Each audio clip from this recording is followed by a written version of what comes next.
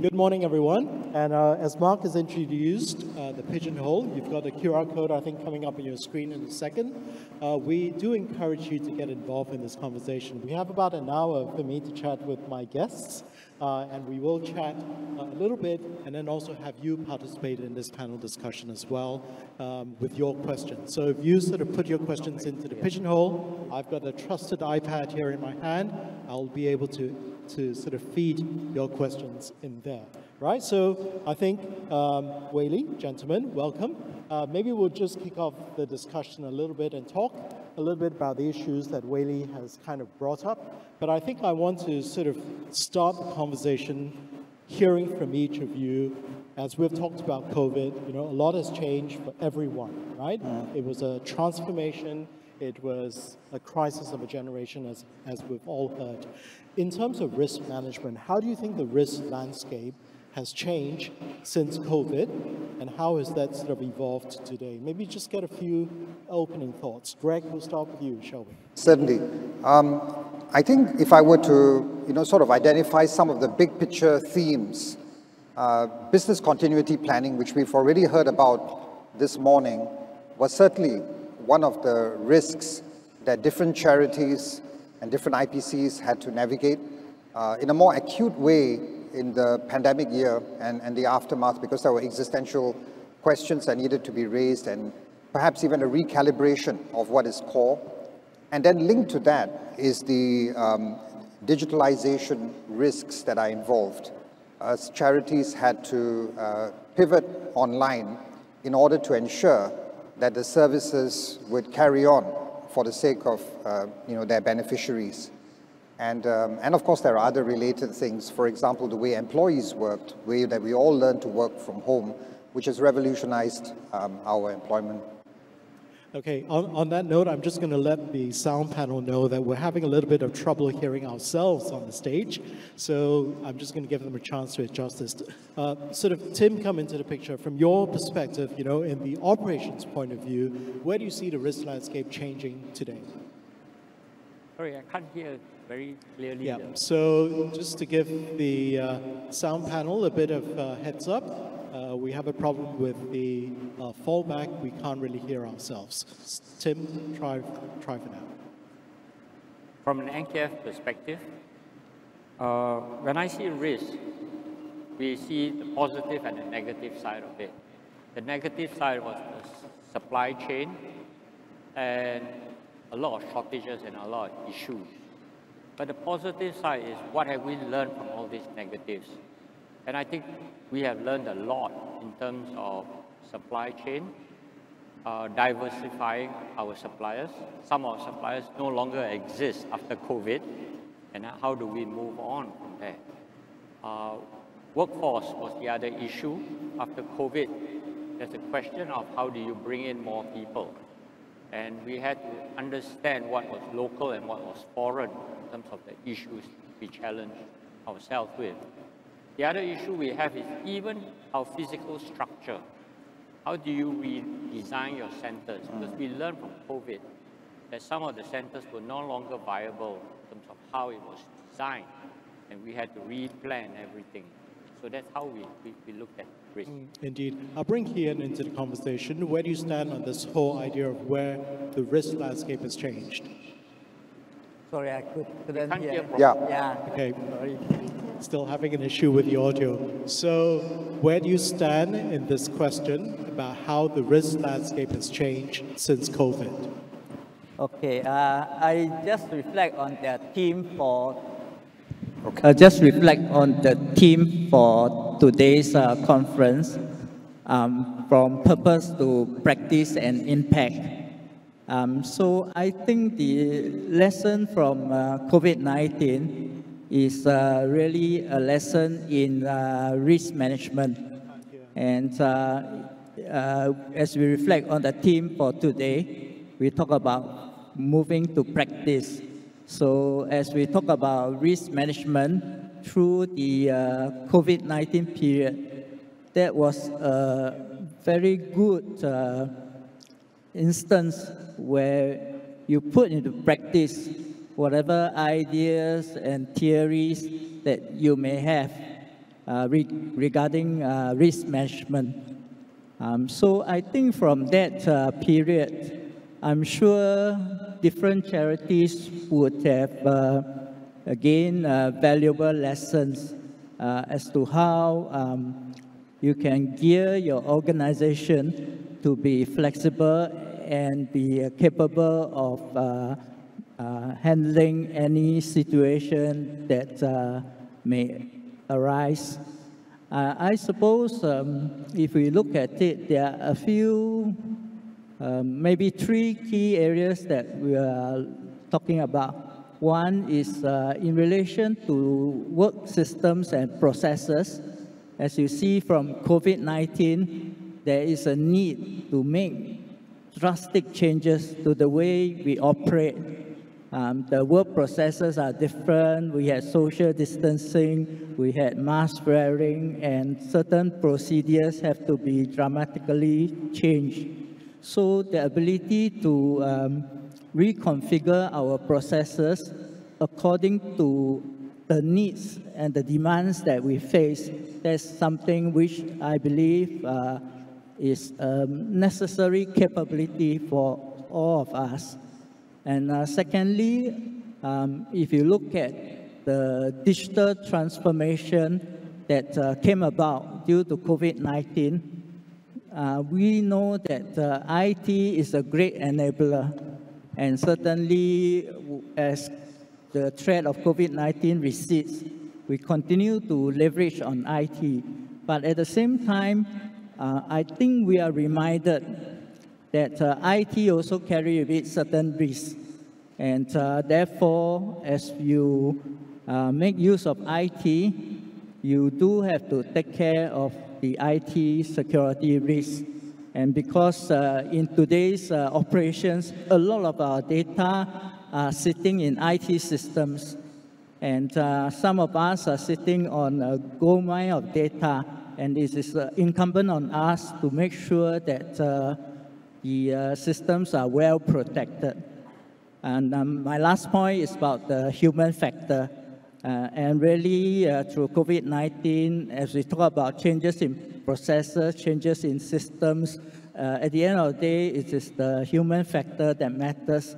Do we have people who are willing to change, people who are willing to step up and make changes, be it at the board level, at the management level, or at the frontline level? This is certainly a most critical factor to make sure that our organizations continue to be viable. Okay, Kina, I'm going to jump in there for a second and just maybe change the topic a little bit and talk about the hottest topic that we're hearing today, anti-money laundering, right? I think that's been very much in the news, as we all know, in a very, very big amount case that's in the news. But in terms of the charity sector, I just wonder from the point of view of the panelists here, how do you think charities are equipped to handle challenges of anti-money laundering, in your view, today? Maybe Wei-Li, I'll get you to start, and then we'll go around the block with the gentleman. So the question is, how are charities equipped to manage anti-money laundering? Okay, for audiences, in case you are wondering why the panelists look a little bit puzzled, because all of us cannot hear what Melvin is trying to ask us. We can't actually hear each other on the stage. Yeah, so basically, as I mentioned earlier in my presentation, anti-money laundering risk is not new. So when in 2016, when we administered the survey, this risk was already been highlighted by charities. Likewise, in 2023, this continued to be a top concern across the different charities.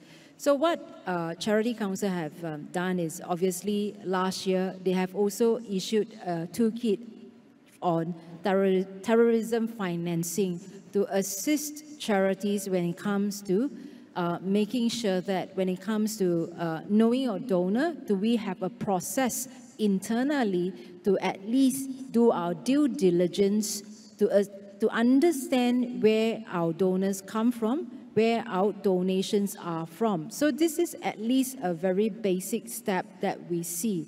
So obviously, as part of, as a consultant, when we provide some advisory services to charities, we will not use the standard that we see in financial institutions. It will be primarily targeted at charity itself. So like I mentioned or repeated, the baseline is, do you know your donor? That's one. Secondly, it's the way that we spend our money. Do we know where are we going to? So these are the two sources that we always think it's important when it comes to AML itself. So maybe I pass the mic to, as I go down the list, to Gregory on his comment.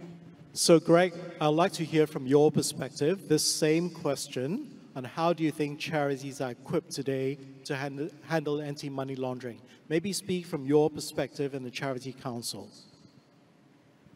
Yeah, thanks. I think this is really a very hot topic, and we've had a very well-attended seminar recently, and Commissioner of Charities was speaking. Pro Bono SG, that I'm privileged to lead, was also supporting. And I won't, of course, cover the huge ground that was covered there in terms of, you know, the various kind of examples. But it's definitely been burnt, I think, and reinforced in our consciousness with the materially large sums that has, you know, basically become the feature of news.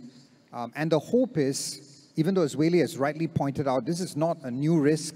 It is not something that we are grappling with for the first time. It has been there, and there are systems that I believe our charities on the whole have put in place together with finance committee, audit committees, also playing their role, and also personnel.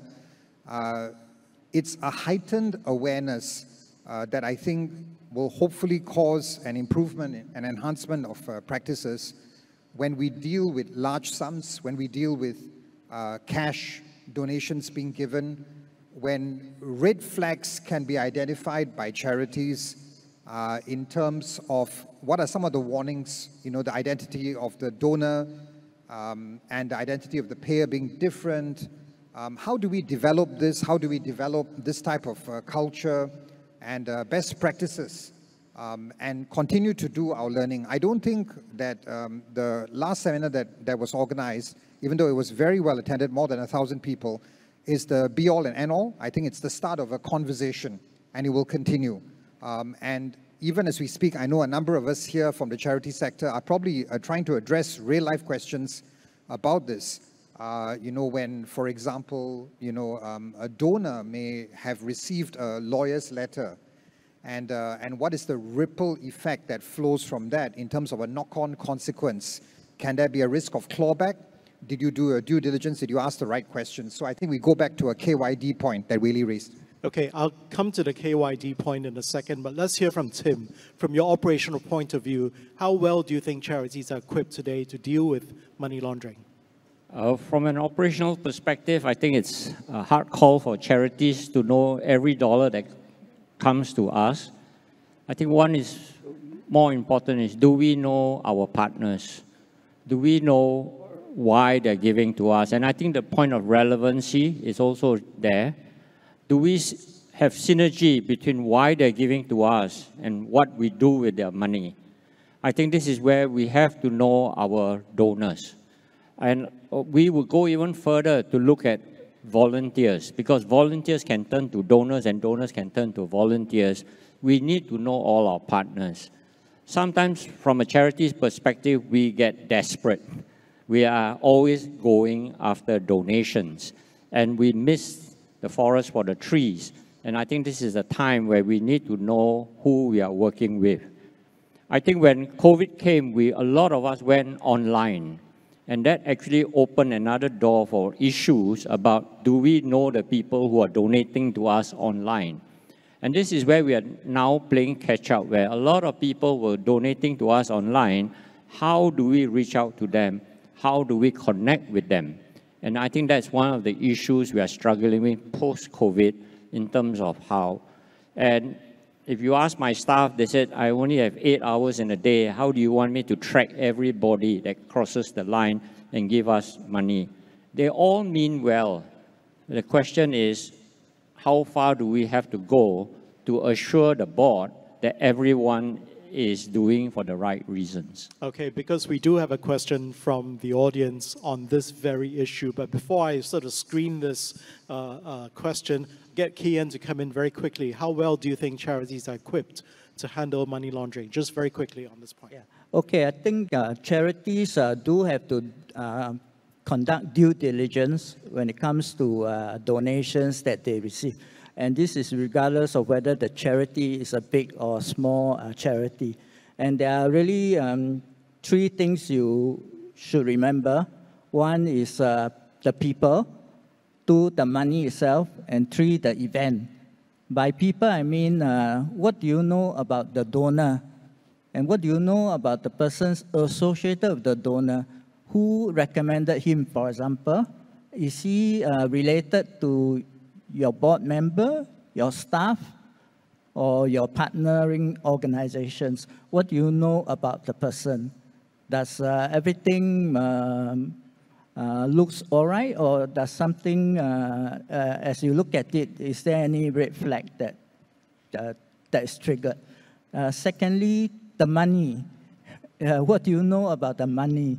Is the money coming straight into your account? Is it coming through some other corporate vehicle? Is it personal? Is it cash?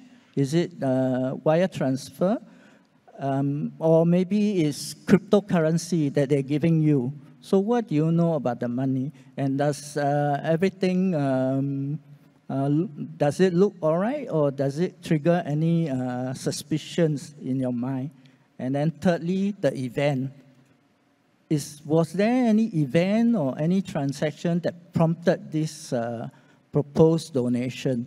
Do you know, did anything happen before this person came forward to you? Is anything going to happen after they donate to you? What do you know about the event? And it is a combination of these three that you look through the information that you gather, make an assessment as to whether there's anything that is a bit off or suspicious, and that's how you do due diligence. Okay, to a question that we just raised about know your donor, right? I think Greg mentioned this and also Tim mentioned this. I guess in the context of the charity, as Tim has mentioned, COVID changed a lot. A lot has gone online and makes it even more difficult for charities to understand who the donors might be. I guess there's always the question between a risk-based approach and what you actually need to screen. Because you mentioned your staff may have 8 hours a day, how much do you screen? So the question is more in general, where do charities find the balance in this whole idea of knowing your donor? How much do you screen? How much do you apply a risk-based approach? Where do you find the balance? Maybe, Greg, you can come into the picture first. Yes, so I think it's navigating that balance that is where all the practical dilemmas are for us. You know, in the sense of, I think, you know, trying to do enough to ask the right questions and to be able to identify what are some of the red flags which lead you to ask those questions. And it's all about really risk identification as far as that donation is concerned. And then, of course, it's also to understand whether it's a materially large sum, you know, that you're receiving. Do you know enough, even if it's an online donor? And there, you know, sometimes it's delicate. Having, you know, led charities for a while now, you know, historically, we also know there are some donors that don't want the profile, that prefer to be anonymous. They don't even want to attend a donor appreciation, but they're happy to support you for the quiet work. So you've got to balance that too. But in the current milieu, I think the pendulum has swung more towards greater alertness and awareness about risk in this area. You don't want to be in a position where you're going to be the subject of a criminal investigation, or you're going to face a lawyer's letter asking for clawback of sums that have not been disbursed.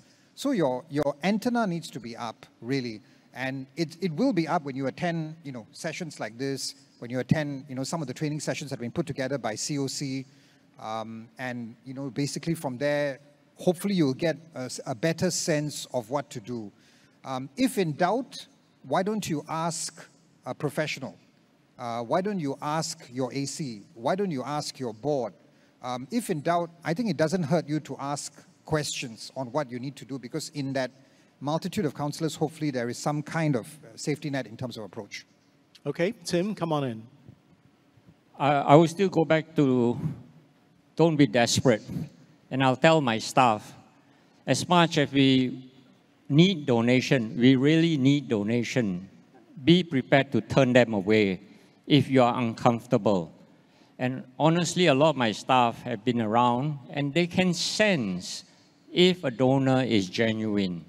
So amount is important, the purpose is important, and sometimes my colleagues will also tell me the person doesn't know what we are doing and they're donating to us, and that's where alarm bells go off. And there are times where there are strings attached to that donation, and this is where another alarm bell goes. So innocently, they may be giving, you think it's innocently giving you a donation.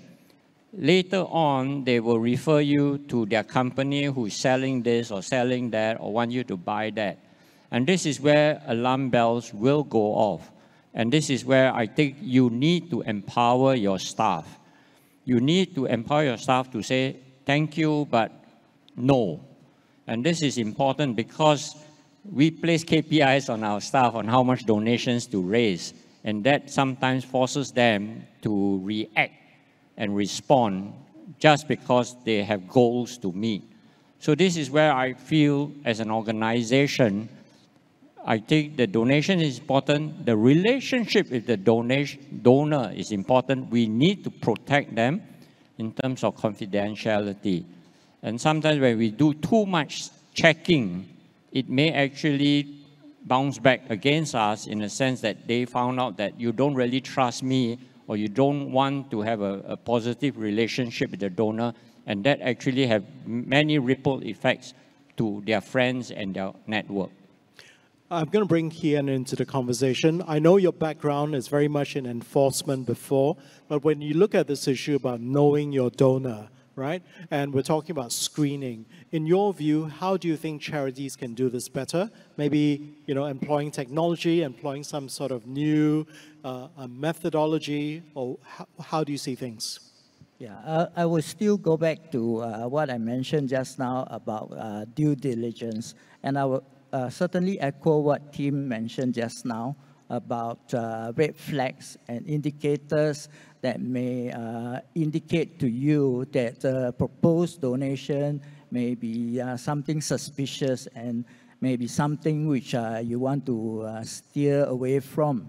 So as you look at the proposed donation and you ask yourself about the persons involved, the money and the event, you ask yourself, how likely is it that this donation is offered in good faith? As Tim mentioned, if the donor does not even know much about your business, the charity business you're in, then does that raise a red flag? So how likely is it that this donation is offered in good faith, or is there something attached behind that proposed donation? And of course, in addition to that, you also have to ask yourself, are you prepared to manage the fallout and the consequences if you take this donation in when you have some question mark and something wrong happens? Are you prepared to handle the consequences? Is it going to be a hit on your reputation? Is it going to impact future donation streams? Is it going to affect the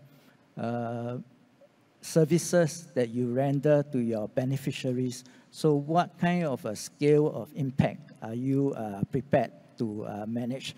And of course, some large charities, or for that matter, if you look at the corporate world, big businesses, of course, they have the resources to engage commercial services and also engage some data analytics tools to help them sift through and help them come to a more well-considered decision. Maybe in the charity space, there may be limited opportunities, but the kind of thinking process that we have is going to be key. It is the human assessment that we have, the due diligence that we do that will ultimately help us in this process. You talked about technology, and Greg, I'll let you come in a second, but it's a question that's actually being asked by our audience here. I think we can see this live now. How do you think AI is going to affect the whole risk management process for charities? Maybe, Keehan, you can come in on this, and then I'll ask Greg to chime in because he probably has a point of view as well. Your question was about how... The question is there, how do you think AI technology is going to affect charities in managing risk? Yeah, I suppose when charities look at managing risk, we ought to look at learning from each other. And occasion and conference like this is an excellent opportunity as well. We learn from each other because each organization may face certain challenges. Each organization may encounter different incidents. And it doesn't mean that if today you are not affected by a particular event or incident, it may well mean that you'll be affected tomorrow. So if another organization has gone through certain event or incident, then we ought to proactively learn what they have gone through. So the same would apply when we look at the use of technology and AI. It's really about learning from the totality of what is going on. If we have a way and if we are able to combine resources, then certainly if there are good collection of knowledge databases that tell us what has gone on, what incidents have occurred, what lessons are learned, all these valuable knowledge databases is going to be a source of learning for every one of us. And if we collect the knowledge, then the question is, how do we draw the insights? And how can we more effectively harness the learning from all that everybody has gone through? And that's where I think AI and big data analysis can come in. Certainly, if you have the AI agent and the AI agent can understand a profile of a particular charity and then looks at what has gone on, and then through that process offer the organization some of the areas that maybe they ought to look out for, or offer some of the ideas as to what can be done with regard to specific scenarios. Okay. So I think that certainly is a way forward.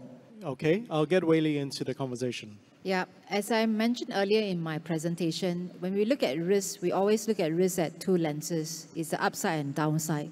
So to me, adoption of the AI is the upside risk. It's just like what Minister have highlighted, digitalization and innovation is part of our strategy and part of upside risk. So I definitely will encourage the proactive use of AI and technology to enhance the way that we do things. Very importantly, is like just now in my presentation, I also highlighted resource constraint. So perhaps with the adoption of AI, where we get ChatGPT to do all our PowerPoints, we ask ChatGPT how do we address, like just now I think there was a question on what are the mitigating measurements for relevancy risk. Maybe as a start, we can ask ChatGPT, what are some of the mitigating measurements to help us in this? So this is what we meant by looking at risk from the upside angle. But on the other hand, when we look at risk from a downside, which is the compliance, which is the privacy issue, we also need to be very mindful of, obviously with AI, with technology, we also talk about like potential bridges in terms of our data, privacy, as well as compliance issue later on. But in the context of Singapore, rest assured, the law has not caught up with us yet. So please try to use it as much as possible, like what I mentioned, seize the opportunity now. I was going to bring the lawyer into the conversation. Greg, you were about to pick up the mic before I asked Kian the earlier question. Did you just want to add a perspective here? Yes, actually, I was going to add on, I think, to the points made by my colleague, and then I'll go straight into the AI tech. I just wanted to make the point about AML CFT that the other risk that I think is forgotten in that equation when we analyze, these questions of large sum donations that come to the charity and do we receive or do we not receive? Do we look a gift horse in the mouth? Is really the reputation risk for the charity. And I think that's something that in the buckets that Wei presented and various points as well, I think we should bear in mind as well. Because the last thing you want is to be in a position where, because you haven't done your checks and because you're looking at a shortcut, you want to try and achieve a KPI for your own organization. You achieve this goal, you're happy, it's a large sum. But then you end up in a situation where the charity is dragged into disrepute because it makes the national headlines for all the wrong reasons. But coming back to AI and tech, and this is a loaded question, there's so many things one can talk about, artificial intelligence or augmented intelligence, and then I think ChatGPT, which is generative AI. I think the question of managing risks can be both positive or negative. There is the mitigation point that Wei mentioned, which is important in helping you to mitigate risks.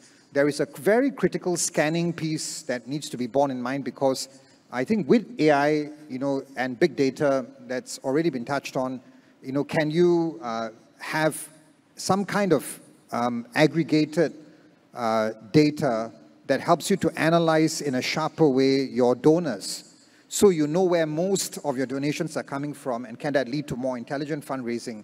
Or likewise, if you have enough, sort of data about your beneficiaries, you might also be able to develop some nuanced programs that could impact that group better. So I see it as really how we harness it. It's not going to replace us humans, but it's really how we work intelligently with artificial intelligence. Tim. I think from an operational perspective, it's a tool. I think it's a question of asking the right question before you go and embark on AI. Because I think we're putting the cart before the horse. If you don't know why you're looking at AI and then you just implement it. We collect a lot of data. If we don't even know why we're collecting the data, what can it be used for? AI is just going to be a white elephant in that room. And people get disgruntled. The staff will, I do all this work, what do I get out of it? So AI, to me, I think honestly, for the charity sector, is still at an infancy. We are trying in our own small ways to encourage the staff to be more open in sharing data, working together, and using data in some of our smaller projects to show positive outcomes. And I think with that, then we can embark on larger AI projects to look at other risks. And I think one of the early projects we use is as simple as CRM. You put a lot of data in, and how do you check, and how do you distill the type of donors you get, or even there are conflicts of interest in terms of patients and other related matters. Okay, I'm going to come away from the technology equation, move on to the other issue about climate and ESG. I think Wei presented some of the issues about ESG, adoption, how that affects charities and earlier. Wei, maybe you come into the picture first. From your perspective, both as an observer of the charity sector, and also perhaps how you serve in charities as well. Do you think charities can learn from the private sector in terms of ESG practices, climate practices? Okay, I go back to my earlier presentation when it comes to ESG, especially the conversation on S. I believe the listed companies should learn from charities and not the other way. Yeah, because this is what all of us have been doing for the many years. In terms of measuring of social impact, you think the listed companies are better than us in measuring that? I don't think so. I think the charity sector have to lead, especially when it comes to social impact, this one. Secondly, when it comes to governance space, again, when it comes to this particular topic, we talk about diversity as one of the big conversation under ESG governance.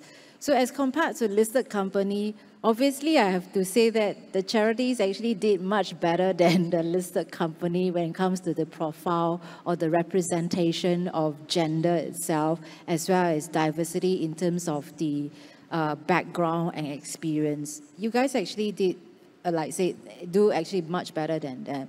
But what I think we can learn a little bit from them, from listed company or other corporates, I think it's on the more of the data collection, the data validation process, and also like the earlier conversation in terms of the quicker adoption of technology to help us to consolidate or to analyze data. So this is something that perhaps, not because we don't want to do it, but I think it's also because of resource constraint.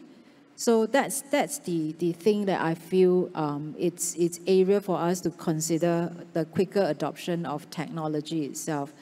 Then I also come from a very practical ground, because question being asked is, are we expected to implement ESG the same? When you look at the element of the E, I go back to very basic on energy and water consumption. We all know that energy cost is only going one-way track, higher and higher and higher, which means that ultimately you have a huge implication to our operation itself. Obviously, it will be a very relevant and important topic to all of us here. So that is one of my reasons, or one of the explanations that I always give charities, especially those that I'm serving as a board member, to say that, look, don't look at ESG as just a green movement or a movement that the Singapore government trying to push. Look at it more from us as an organization. How do we practically survive going forward? So this is, I mean, my encouragement back to the charity to look at ESG from a practical angle, but also to knock on the doors of Charity Council and everyone for assistance when it comes to template and reporting later on. Let's minimize the jargon of requirements, hopefully, going forward. Yeah. Well, that's a nice segue to go to Greg. Still on this question I've just put on the screen, and it's related. It's really about the idea of whether charity sector should implement ESG with the same vigor, in the same passion, I guess, as the listed companies, because the listed companies, of course, will be governed by things like listing rules and other, regulations by the regulators. But the charity sector, although parts of it are regulated, but this whole idea about whether ESG should be practiced in the same way, where do you stand on this? So I'll add my own, perspectives as well. Firstly, I fully agree with Wei Li that there is a lot that the private or listed entities can learn from the charity sector. I mean, I'm very privileged to be under two very strong women leaders, Anita Pham of NCSS and also Teresa Goh of Charity Council. And it's a masterclass to see them and to see the team discuss topics that, relate to the S. And I feel that there is much that the private or listed entities can learn from the charity sector and the maturation that we're at today. Conversely, I think there are aspects of E that we need to learn, and possibly even G. And I think part of the impetus for change would be, the revised Code of Governance and Principle 3. The charity acts responsibly, fairly, and with integrity.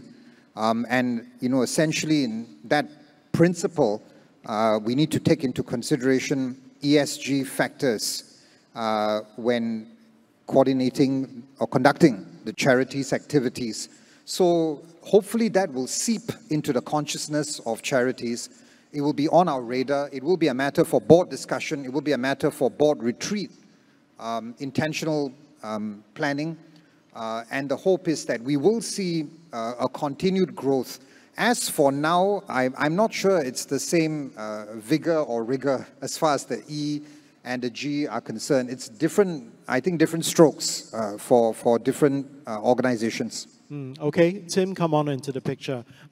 It's still this idea about implementing ESG for the charity sector, but I just want to add on another spin to this, because I'm also hearing in terms of the cost of compliance or the cost of implementation. Some would argue that perhaps the bigger charities will be more equipped because they've got a little bit more resources versus the smaller charities who may have fewer resources relative to the larger ones. So when you look at this sort of as a whole in terms of implementation of ESG practices for the charity sector, how do you see things panning out? Will there be a different approach for charities big and small, or should there be a sort of a one-size approach? I don't think there should be any difference. But I will pick on the ESG part on the S. I think one of the big differences between us and the for-profit or the corporate world is that we should be running ourselves out of a job.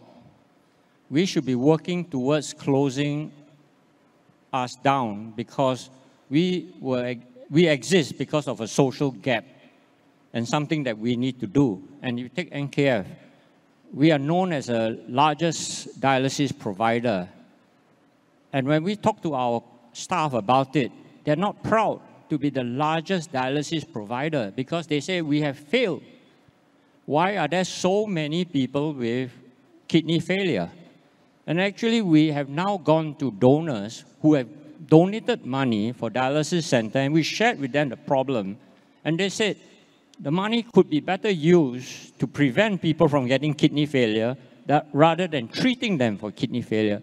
So the S part, as far as they are concerned, is not about what you do now, is how you go upstream.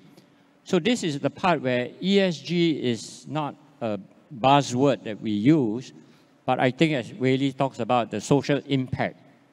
Do we do it to make a difference, or do we do it to perpetuate ourselves? That is an issue we struggle with. But you talk about E, now that's a scale issue. Although we are the largest in Singapore, we went to a ministry and they said, as far as water consumption is concerned, you are very small because you're spread across the whole of Singapore. Now, how do we overcome some of these issues? And being medical, everything is dictated by regulations, and it's plastic and it's all those other stuff. And these are innovations that we are also encouraging companies who are supplying us with equipment to start looking at how we can use materials, resources more in a better way than rather than use and throw. In a medical field, you have no choice. But is that something we do or something we will partner? And this is where we are looking at partnering with farmers, with medical suppliers to start the ball rolling. Governance, I think too much has been said. I'm not going to say that. It's a bane in a lot of charities, but we live with it, and I think we have to accept it. Okay, I want to put another question onto the screen in just a second, and this is, I think, related to Wei Li's presentation, where you talked about both the business continuity risk and also the ERM. So this is a question that has got quite a number of votes that I thought we might get a perspective from you in terms of where should the priorities be, ERM or BCP, or both? My answer would be both, because ERM is correlated to business continuity. It's like, how do you want to manage, or it's a corrective action to a risk that's been identified. So that's how we usually define from a technical point of view, meaning to say that, for example, like if we have a crisis that, okay, I rewind back to identifying the whole risk universe. So as part of the process of identifying risk, you identify key events, like for example, adverse event like a COVID situation. So one of the way to respond to a situation like COVID or in future pandemic, it's what kind of measurements or business, what kind of practices do you need to put in place so that my operations can continue? So if you flip the whole BCP into a layman's definition, you understand what I'm trying to say, that both of them are correlated. First, we identify what are areas that will derail us. Then we'll put in practices to help us to respond to this situation. That's why I say we do it together. It's never one that is more important than the other, but it's more of the sequence. We always do ERM first, then we do BCP. It's just like earlier, we have so much conversation on the whole AML risk. So one of the corrective responses on AML, other than going through, just now I mentioned about due diligence, is also on crisis comm. So in the event that if you are one of the charities that it's been asked to do more, do you have a drawer statement to communicate to your respective stakeholders, including your donors, on what's happening? So this is what we meant by crisis comm, which is also part of the entire business continuity program. I hope I answered the question. Okay, Tim, your perspective. Okay, I will just pick on the word BCP. We learned from COVID the importance of BCP, but we also learned something about BCP. It is not about our organization. I think NKF learned during COVID that we had to set up a center to be used by other organizations and for-profit organizations coming to the center to use BCP. So we learned that you can't just look after yourself when you think about BCP. And this is where, when we did open a center to receive all COVID cases for dialysis, I think I'm very happy and very proud of my people that they didn't ask about costs. They didn't ask about, am I going to get overtime running this center? But the benefits of all that is MOH came in and funded that center after it was set up. So I think I'm very proud of my staff picking up and seeing BCP as not, why am I helping somebody else's patients? Why am I doing this?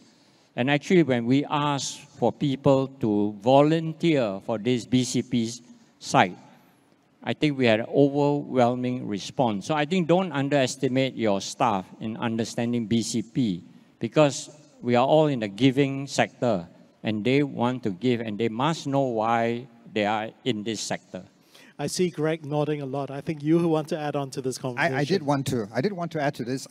You know, I think essentially, I mean, I look at it simplistically, but I think BCP is part and parcel of the analysis for ERM, so the larger encompasses the lesser.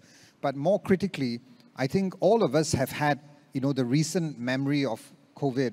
And, you know, I think for me, I was really proud of the Pro Bono SG team and the way that in the COVID year, we were able to pivot online a number of services, and instead of seminars, webinars, instead of physical on-site clinics, pivoting swiftly to online, and it was done very seamlessly. And so I think the question of BCP is something acute that, you know, we all need to be mindful of. We need to ask ourselves questions such as, you know, are we still doing what is mission critical? You know, what we have a niche expertise in? What is our unique value proposition? A good question to ask ourselves is, if we close down, who will miss us? You know, and also think about it from the wonderful example that Tim shared about, you know, collective impact, and not just with non-profit, but also with for-profit. How can you impact? How can you move from, you know, outputs to outcomes to impacting that entire sector? Okay, Kian. Yeah, okay. I see BCP as an extension of ERM. Of course, the basics of ERM tells us which are the key risks that we have to prepare for. And with that, you may also have plans, mitigation plans. And in the worst case situation where services and systems are disrupted, you then have your BCP, the business continuity plan, that you can then pull out and execute. But in many of these initiatives that we see that are put in place, I think what is important is not just the documentation, the reporting, but the practice of it. So if you do have a ERP, ERM, and you do have certain mitigation plans, then do you exercise it? Do you sit down with the board, the staff, and have a tabletop discussion? Or do you do a full-fledged exercise? If you have a BCP plan, what is in your plan? And do you put it to practice? Because if something is just on paper or in our mind, then it is not very helpful at all. And it is really the practice. And again, it reminds me of the team today that we talk about, the focus on practice and impact. So it is really quite essential that something like the ERM and BCP is practiced. And earlier we talked about the survey findings on ERM, when we talk about organization reporting to their board. Again, it's not just reporting. What is the substance behind that reporting process? Do the board and the management sit down and actually discuss the key issues? Do they look at ERM and say, does this fit into our strategies? Is there anything we need to do, by way of practical action? And that's important. Otherwise, it remains as just talk and maybe filling up of checklists. So it's important to focus on practice. All right. Folks, we have just about 2 minutes left to this conversation. So I'm just going to end off by asking each of you for one key takeaway, one key thought you'd like to leave our audience today with on this whole theme about managing risks in a changing world. If we were to give them one takeaway today, what would that be? Maybe we'll start with Wei Li. Okay, I'll start with saying that, again, managing risk is a journey. So 7 years ago, we started, we know our risk. Where we are today is we know a little bit about how to manage risk. So hopefully 7 years later, we can actually use risk management to create the whole value itself. So it's looking at more of the upside of the risk itself. So thank you very much, everyone. Okay, we hope your next study is not in 7 years' time, but maybe in 2 years' time. I'll ask Ki Hian, and then I'll come back to the gentleman here. One key takeaway. On risk... on managing risk in a changing world. Okay, on managing risk, I would say it's both theory and practice. Theory is what, in a setting like this, we talk about, and we learn the theory from the handbooks, the checklists, the survey findings, and we ought to be well-grounded in the theory and the understanding of risk management. All right, but we need to go beyond that to practice. Okay. And to go beyond important. That is a different conversation, which we'll continue in a while. Tim, one key takeaway. I think it's about mindset. Risk is all our problem. It is not just the staff hired to do risk and that's their problem. I think we all accept that we all are managing risk. It will nip the problem in the bud early. Greg? Okay, so I'll leave this thought with us. Identify insightfully, avoid assiduously, and manage masterfully. So identify insightfully because you need to know your bigger risks, your more grave risks, and your short-term risks as well, and avoid assiduously through the various mechanisms you have in your charity, whether it's the board, the ARC, or the staff, and manage masterfully when you actually have a risk eventuating. Okay, always difficult to call a great conversation to an end, but, folks, thank you very much, and please join me to thank Ki Hian, Tim, Greg, and Wei Li for sharing their thoughts. Thank you very much.